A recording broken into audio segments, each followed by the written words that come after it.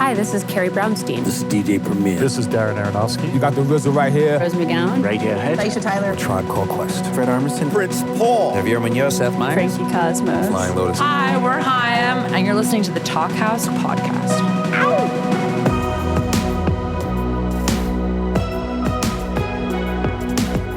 Hello and welcome to the Talkhouse Podcast. I'm Josh Modell. On this week's episode, we've got a favorite repeat guest alongside a newer name you perhaps haven't heard yet, Amelia Meath and Fabi Reyna. Now, Meath is half of the duo Sylvan Esso, which has been crafting gorgeous electropop for the past decade. It's been amazing to watch Meath and her partner Nick Sanborn grow over the years, building a catalog and fan base with songs that are equally enjoyable on headphones and in front of massive crowds. Speaking of massive crowds, Sylvan Esso has been trying to figure out for years how to play to all the people that want to see them in their adopted hometown of Durham, North Carolina, and this weekend marks their inaugural Good Moon Festival at a minor league stadium there. They'll be joined by other great artists, including co-headliner Fleet Foxes, plus a lineup of hand-picked bands, including today's other guest, Fabi Reyna.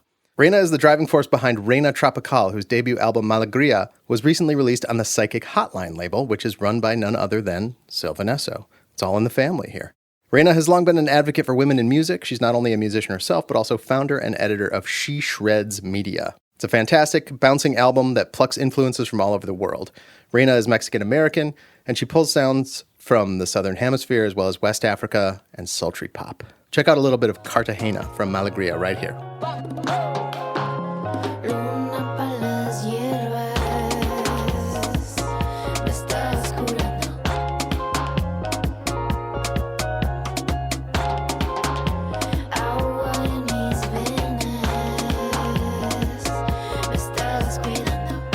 In this great chat, Meath and Reyna talk about the upcoming Good Moon Festival, about how playing in front of unfriendly audiences can sometimes be helpful, about the loss of Reyna's musical partner, Nectali Diaz, aka Sumohair, the 10th anniversary reissue of Sylvan Esso's great debut album, and much more. Enjoy.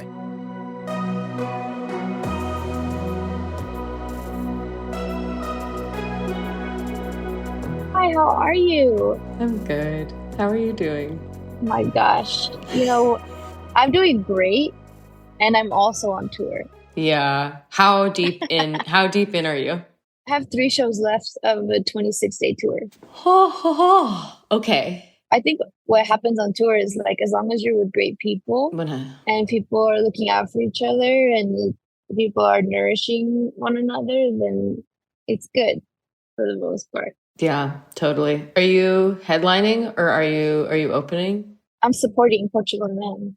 Is the crowd open? Open like how? Like available available to you? Yeah. That's a good question. We'll talk about that separately. That sounds great. But speaking of tour, you're not on tour, and No. you're giving no tour glow. Thank you. I am not on tour. I haven't been on tour all year. It's been amazing. We did one gig this last weekend, and now we're What have you been doing? Yes. Just freaking out. Just terrified about the future, perseverating at every opportunity for anxiety. I grab it and just squeeze all the life out of it.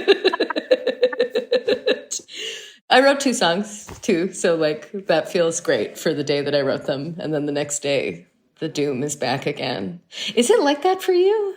Yes, it is actually. I've been experiencing anxiety, and I have friends who've been experiencing a lot of anxiety. It's just kind of like energy anxiety, and also, I think because of everything that's happening and that's so present, so continuously present, but it's in a way that just feels different. It's a type of anxiety I haven't quite sat with before. Is it physical? It's all of it. It's physical, it's mental. It's kind of like a guilty anxiety, Yes, I do know that. There's a lot of this questioning joy but also feeling it a lot, and then also being is that okay? Just a lot of questions. Sometimes I'm like, is there an actual scale of joy and sadness? And because I'm a performer, I zap a huge part of the joy that I feel. And then when I'm not doing that, I have to completely freak out, which I can't live in a world like that, but sometimes I wonder. Well, I think that there is something there. I think when when we spend so much time touring and producing, expressing music, the expression isn't the thing. It's then what becomes after that. There's so much work and socializing and kind of like masking in a way, you know, that happens, which is like not necessarily bad. It's just like a totally other part of your brain that isn't quite connected to the creation yet. Yeah. And the output of performing is very much joyful, but it's also like there's so much outpouring. Yeah. You know? And we're giving so much to the audience. We're giving so much to the public because we want to, but also like because it's expected of us. So then how do we nourish ourselves back, especially like for someone in my position? Maybe it's different for you because I feel like maybe you kind of get to play to your audience all the time as like a headliner. For me, I'm experiencing the first time playing to people who like totally hate me, you know? And it's like, whoa, I have to like really break through some walls here. So even more effort, but it just kind of, you're right. It's not quite like this scale of joy and pain or something. It's just kind of like they all work together at the same time. It's really just making sure that for me, I'm nourishing myself in other ways when I know that mentally I'm going to be having to break through these walls of like, you know, people that don't like me. Yeah. Yes, absolutely. Having watched you perform so many times too, I feel like the thing that you give to an audience like is actually you. Totally. So like it takes so much energy to be able to get to that point and to be able to like be brave and do that. Though it seems like that comes to you pretty naturally. It does. I don't know how to be any other way. And I think that's partly because I haven't been doing this for that long. I haven't been performing in Reina Tropical for that long in the grand scheme of things. So I'm like, yeah, let me pour my heart out. And for the most part, it's reciprocal, you know? And yeah, it's completely undeniable when you do that, or it's really hard to not respond. The invitation that you deliver is so enticing that there's like, for me, there's absolutely no way to be like, I don't want to listen, or like but also I'm a huge fan of you and I put out your record. So like, I would hope, you know, yeah, I'm glad that's the vibe. But like, at what point did it for you become like, oh, there are going to be times when it can't be about the audience. Like when the audience isn't going to give you the energy that you need to perform and to be in that part of the creativity. I've been on a lot of tours like that, where like you get like 3 shows in and you realize like, oh, also it's just when you're on like a schedule where you're consistently opening for the same kind of audience and you begin to realize that the bridge just isn't there, and like trying to usually I either go one of 2 ways depending on where I am energetically. One, which is like the way that my like Massachusetts fuck you energy gets really wrapped in, where I'm like, you're going to like me and we're gonna like you don't like it? Too bad. We've got 45 minutes. Like, let's do it. Or I go completely internal and I'm just like, you know what?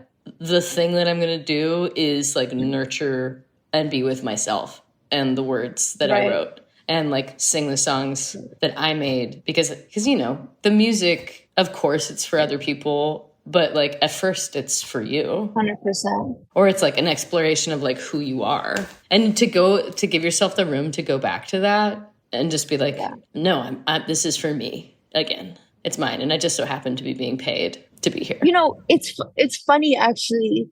In a way, it's exactly what I needed right now. Really? In this really fucked up way that I'm so annoyed by.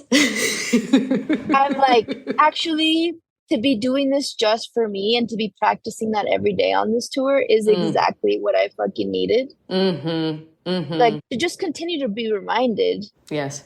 That this music is for me, and to hear my own words and to be visualizing, you know, who I want to be in the room with me is another part of how I do that. You know, it's like me and my therapist worked on this thing where like if I'm performing and I feel like freaked out or scared, I close my eyes and like I just imagine being around a fire pit with the people that I love the most.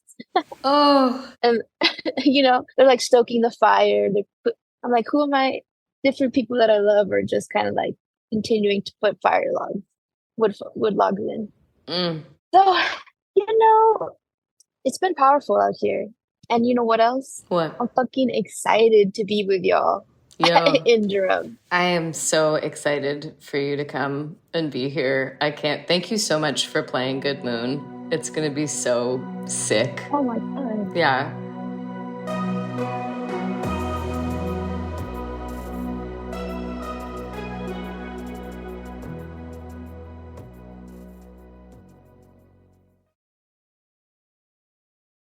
So, why a festival? Indeed. Why? At first it was like solving a problem because we wanted to play a show to the amount of people that we thought wanted to come to. And most of the rooms in like the Raleigh-Durham area are, they have like really high dB limits. So you just can't be loud enough for us. Honestly, we've been trying to figure out how to put this festival on and doing like different iterations of it for like 10 years, like the entire time we've been a band. In the beginning, it was literally like Martin, our manager, looking on Google Maps and finding huge fields and then figuring out who owned those fields and approaching them and being like, would you like a festival on your land? And then we slowly realized that I got really more into the idea of being like, how to make it accessible to the most people, which is why we ended up doing it in downtown Durham. Yeah. Particularly because like we kept on finding these like beautiful rural places and then people without cars couldn't get there. And I was like, this is stupid. Let's figure out a way to do it where like it's just in everybody's homes or like as many people's homes as we can. Once we decided on the location, then all of a sudden we had this festival and we were like, well, we got to ask everybody that we love to play because we can. And thus Good Moon was born. And what about the name? Oh, Good Moon has been like rolling around in my brain for like 10 years, essentially. It's the thing that Nick and I say to each other, like when there's a good moon outside. And it's it looks so pretty when you write it out. That's amazing. Yeah. I love that name. Thank you. I was going to say, is it going to be the last show? Like, are you going to be done with this tour and then you come to Good Moon? Yeah, I'm going immediately. I have a few days off, but then I'm going to go to Good Moon. And, I said yes, obviously, because it's y'all and I'm obsessed with y'all and Martin included, obviously. Martin's my favorite. I'm excited to play Good Moon because, I just genuinely, as you know, you've seen me perform. I love when it feels like big family vibe. 100%. Like we're gonna barbecue and stuff. Oh yeah, absolutely. We're gonna barbecue. 100%. I'm also really excited to watch you play in the middle of a baseball field. Dang, I don't think I realized it was gonna be a whole baseball field. Oh yeah, we're setting the stage up on the grass. So everyone's going to be in the outfield. Amazing. Mm-hmm. What are y'all the most excited about? In this moment of honesty, I'm excited for the moment when the event tips over from being about to happen to having had happened. Like the moment where I'm in it and then it is continuing. That's I'm so deeply in preparation mode.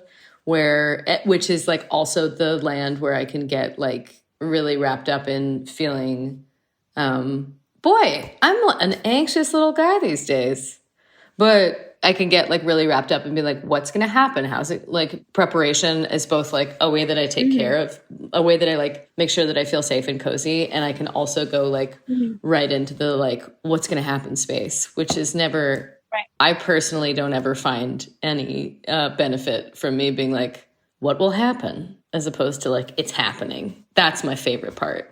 Right. When your mind allows you to be in the moment. Yeah, exactly. But the thing is that not only are you in Sylvan Esso, not only are you both Sylvan Esso, you're also releasing your 10-year like anniversary vinyl, you also like run a label and you're putting on a festival for like I know. thousands of people. It's Like, are you okay?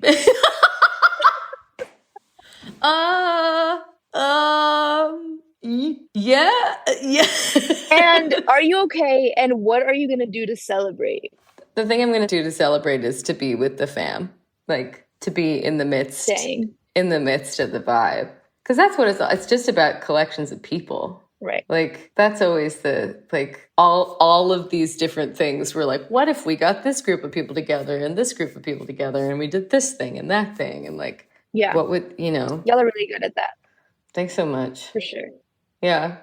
How has it been feeling presenting your beautiful new record to the world? How is it post? It's been out now for like, you've transitioned from the record being yours alone into giving it to the world. How are you feeling in that space? How are you celebrating? In a way, I don't even want to look at it. Like, at least I've let myself kind of just like not look at it for a month because I also just feel like I personally, everything that's in that album it was just such a release of emotions, of memories, of inviting people to witness me in this way. And I don't want to think about how people are receiving it, you know? Yeah. Absolutely. I was re-listening to it. It's like in my car all the time, but I was re-listening to it specifically to like for this talk. And in it, you're essentially like, you're being interviewed on the record. Like, or you're like talking about your experience and your relationship of like to music, and you're using music as a personal expression. And it feels so much like the level of vulnerability, and also like the level that you're like, this is me, like the present, like the true, like this is Reyna Tropical, like here it is. Right. And like, yeah. So of course it makes sense to me that you would be like, I don't need to think about it because like, one, it's like me. And also like the thing that like, it feels so deeply of a moment. It is. Well, what I've been loving about it that I didn't expect is that the way that people are receiving it and the interviews that I'm getting from, you know, press or whatever are actually bringing up things that I didn't think about, or like that I didn't realize certain songs were about, you know, like because most of those songs I wrote kind of as improv. Like I didn't think about what I was going to write about, and I didn't look at them after. It was just kind of like word vomit in the moment and then arranging them in the moment too. Like when I put My Lady together was like the first level of figuring out what these songs were about. And now that people are receiving them, I'm getting even deeper into them. So it's like I need this space to like not have my own opinion on it, but be able to receive how other people are taking it so that I can kind of let the album grow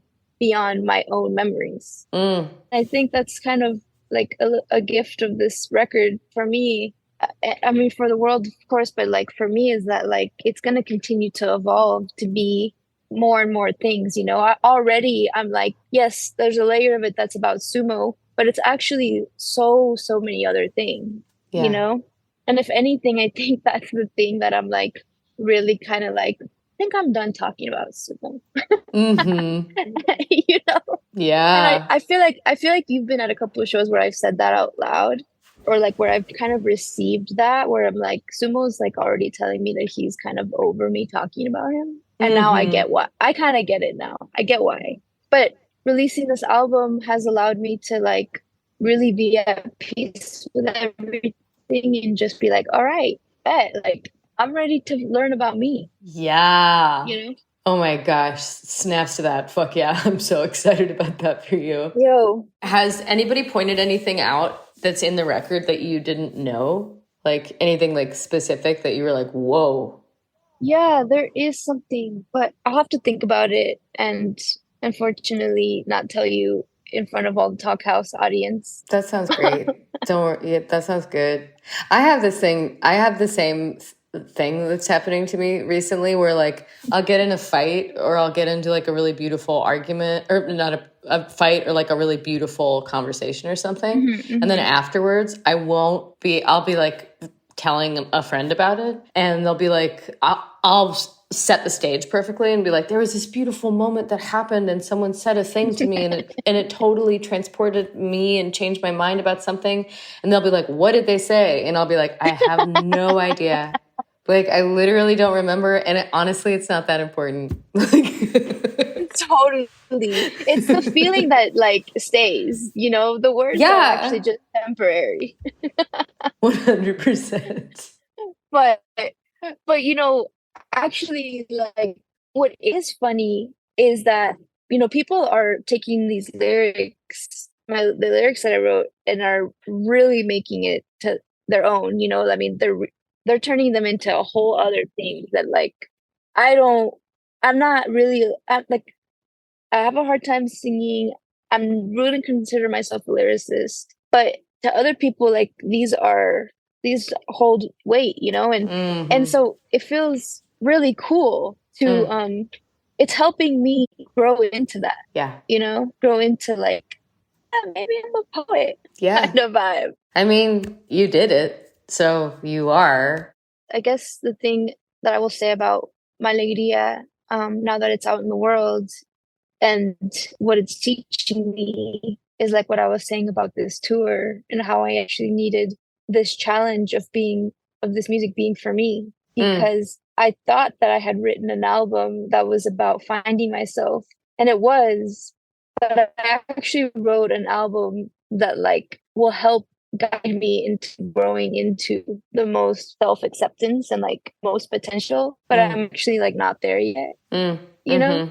Yeah, you're in the doing. I'm in the doing, totally. And I think that where this album takes me, whatever tour it is, whatever people I meet, all the challenges too in between will be a part of that like self-growth. Absolutely. So it's wild out here, you know? But you know, it's funny, like I'm in my first record and you're releasing the 10-year anniversary album for your first record. I know. I know. How insane. How does that feel? I don't think I've ever even hold on, let me feel into it. I don't know yet. I've just been doing so much talking about it and so much revisiting the songs. Like, I haven't re-listened to it because I sing those songs so often. And it really doesn't feel like 10 years has passed.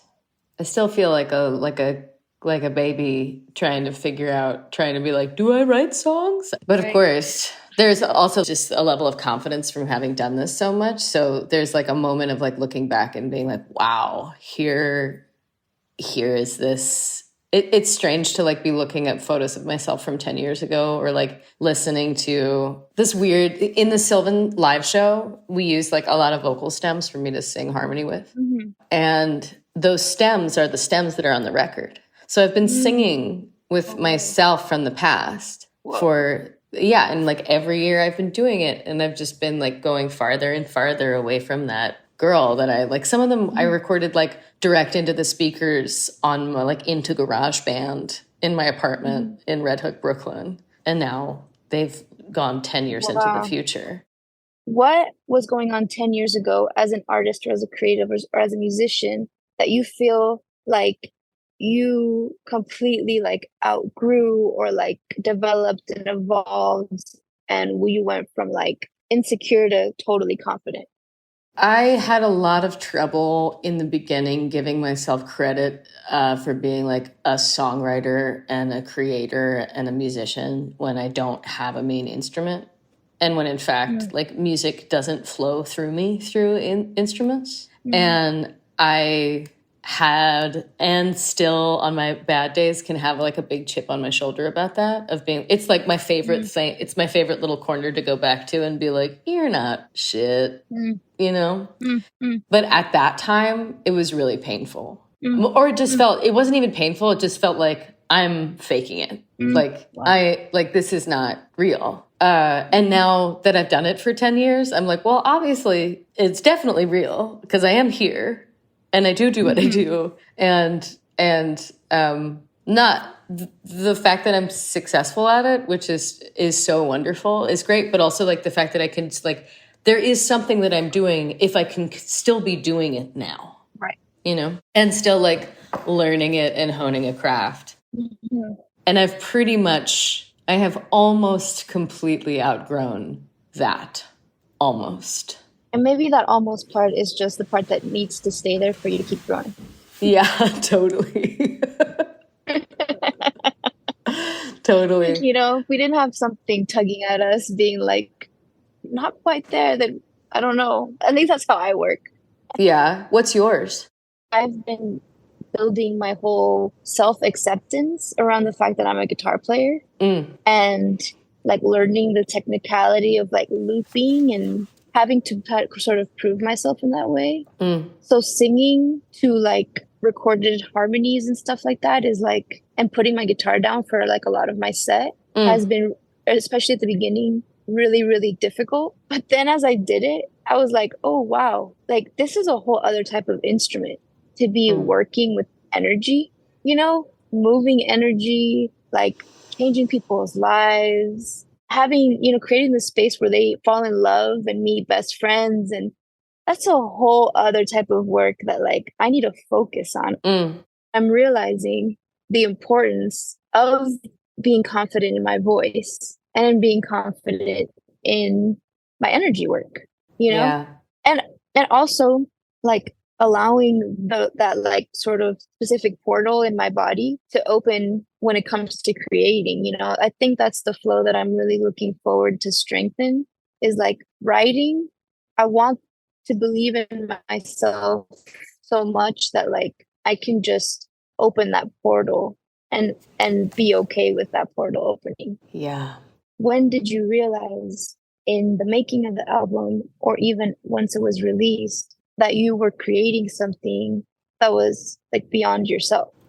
We had a test show when Nick and I had like 5 songs. We wanted to, oh no, you know what it was? It was when we first wrote, I think we only had Hey Mommy and Play It Right.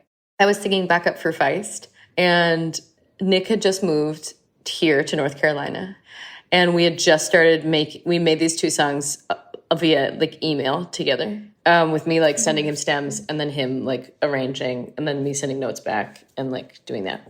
So we had these 2, and Nick had a solo set at a festival called Hopscotch in Raleigh. And so he played his set, and then at the end I came up and we did the 2 songs to see what it was going to be like. And it was to like, there were like 20, 25, 20, you know, 30 people in the room, 15, 20 people. And when we did it, when we did the songs, like energetically, something changed in the room. And that was the moment where we were like, oh, there's something here that isn't just like these cool songs that we wrote. There's like, the air changed. And some like 2 people in the audience came and were like, the air changed when you played those songs. And I was like, yeah, it did, didn't it? Like there's something there. And it pushed us to finish the record. And then I moved after that show. I went back to New York and was like, fuck it, I'm going to go to North Carolina and live there for 6 months and finish this record. And now I'm still here. I think most people might not understand that it was just like a feeling in the air. But it literally like make you change your whole life. You know? It did. I really did. It's crazy I didn't realize that like I moved the next week. That's wild. Yeah. Yeah. Good thing you played that show. That was a really good thing that we played that show. It was also so weird. It was like at the end of his set, he was like, I'm going to invite my friend Amelia up here. And I just like walked on and we did those songs. Oh my God. I love that. Yeah. But I kind of like feel the same way. So after the pandemic happened, we had a show book at this dive bar in LA. Which one? It's called La Caña, downtown LA. Super old school. And we hadn't posted all of pandemic. I was like, no one's going to come. Like, we haven't even been on social media. You know, we'll charge like $5 at the door. Hopefully people come, you know? And it was like sold out, line around the block. Everyone knew all the words. I crowd surfed. Like, I don't even know what happened that night, but it was the first time I'd seen any like people singing to the music. Yeah. And I was like, oh shit, this is real. You know? Mm-hmm. Isn't it so the personal experience of seeing people singing your song back at you while you're singing? Yeah. I wish everyone could have that because it is a crazy feeling. It's the memory that I hope I die with, you know? Yeah. I don't know what it is about that. I think it's the feeling of being so in unity with people that you don't know. It's like the feeling where it's like, wow, this is actually living proof that we're connected, you know? Yeah. Oh my God. Music is so cool. It actually is the best thing. It's so fucking good, man. It's so cool. That's what that'd be a good, perfect way to fuck. What? The only possible ending to this, perfect ending to this conversation. 100%. This is perfect. Thank you so much for talking to me. Thank you so much. I'll see you at Good Moon. Sending so much love. Likewise. Tell Nick I said hi. I will. Bye. Thanks for listening to the Talkhouse Podcast, and thanks to Amelia Meath and Fabi Reyna for chatting. If you liked what you heard, please follow Talkhouse on your favorite podcasting platform and check out all the great stuff at talkhouse.com. This episode was produced by Myron Kaplan, and the Talkhouse theme is composed and performed by The Range. See you next time.